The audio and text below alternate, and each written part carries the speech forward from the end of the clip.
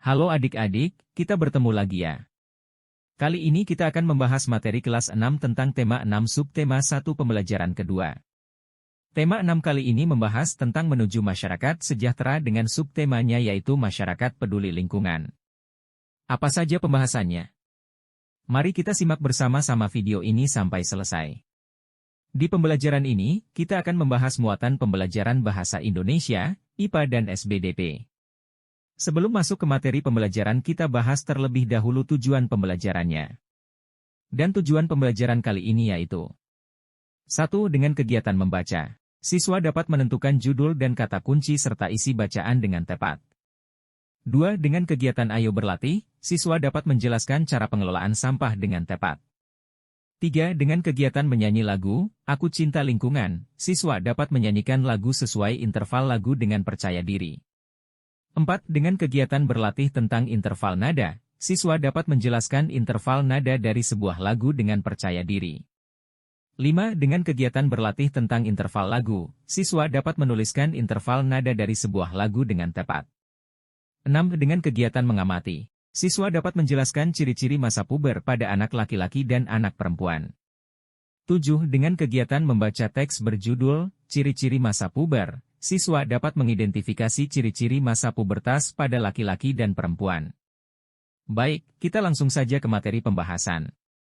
Ini merupakan gambar keluarga Siti. Apa yang sedang dilakukan oleh keluarga Siti? Siti dan keluarga sebagai warga masyarakat yang baik selalu membuang sampah pada tempatnya. Siti dan keluarga sangat peduli dengan lingkungan rumahnya. Di depan rumah Siti dipasang tempat sampah, untuk sampah basah maupun sampah kering. Orang yang lewat di depan rumah Siti pun boleh membuang sampah di tempat sampah itu. Banyak perilaku yang dapat kita perbuat untuk peduli lingkungan. Lingkungan yang bersih, asri, dan sehat merupakan jembatan bagi masyarakatnya untuk menuju hidup sejahtera. Salah satunya yaitu mengelola sampah dengan baik. Sampah itu ada dua jenis yaitu sampah organik dan sampah anorganik. Sampah organik adalah sampah yang berasal dari sisa makhluk hidup yang terdapat di alam seperti tumbuhan dan hewan serta berbagai hasil olahannya sehingga dapat terurai secara alami. Sampah organik termasuk sampah yang ramah lingkungan. Sedangkan sampah anorganik yaitu sampah yang tidak akan dapat terurai oleh bakteri secara alami. Beberapa contoh sampah anorganik adalah sampah-sampah plastik yang kita gunakan dalam kehidupan sehari-hari seperti botol kemasan plastik, botol kaca, besi, serta barang tak terpakai lainnya. Apa saja yang bisa kita lakukan supaya sampah tidak menumpuk sehingga lingkungan kita menjadi bersih dan asri? Untuk sampah organik kita bisa membuat lubang biopori atau lubang resapan di halaman rumah. Sampah sisa makanan tiap hari dituang ke dalam lubang biopori dan dibiarkan membusuk di sana. Ketika kelak membusuk, sampah-sampah tersebut akan menjadi penyubur tanah di sekitarnya. Untuk sampah anorganik kita bisa membuat bank sampah, sebagai tempat menyetorkan sampah-sampah jenis ini. Setiap minggu sampah yang terkumpul di sentra diambil oleh beberapa pengepul untuk dibawa ke tempat pengolahan akhir. Pengelola bank sampah mengeluarkan daftar harga beli untuk tiap kilogram sampah yang disetorkan warga. Semakin banyak warga menyetorkan sampah, tentu semakin bertambah pula saldo tabungan sampahnya. Peduli lingkungan bersama keluarga, misalnya bekerja bersama-sama membersihkan rumah sambil bernyanyi merupakan kegiatan yang menyenangkan. Peduli lingkungan merupakan kewajiban kita. Dari anak-anak, para remaja, dan orang tua hendaknya peduli dengan lingkungan. Sebagai contoh kita bisa menyanyikan lagu seperti berikut. Ini merupakan lagu berjudul Aku Cinta Lingkungan. Dalam setiap lagu ada yang dinamakan dengan interval. Apakah kamu mengetahui apa yang dimaksud dengan interval lagu?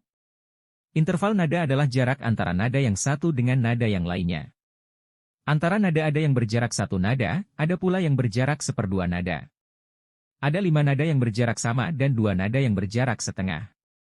Dengan adanya interval nada, maka sebuah lagu akan semakin enak didengar dan dinyanyikan. Selain interval nada, masa pubertas mempengaruhi suara seseorang dalam berbicara atau menyanyi.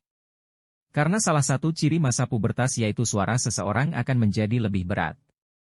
Tahukah kamu yang dimaksud masa puber? Baik anak laki-laki maupun anak perempuan akan mengalami masa puber. Masa pubertas adalah masa perubahan dari anak-anak menjadi dewasa.